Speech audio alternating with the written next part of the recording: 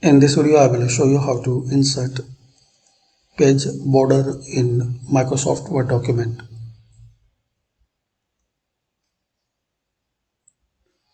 So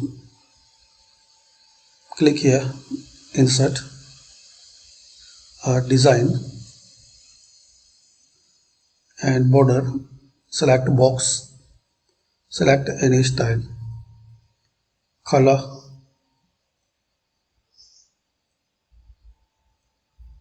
and click on OK. So now you have this page border. It will apply automatically in all pages like this.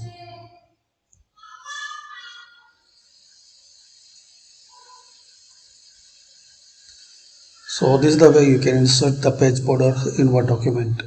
Thanks for watching.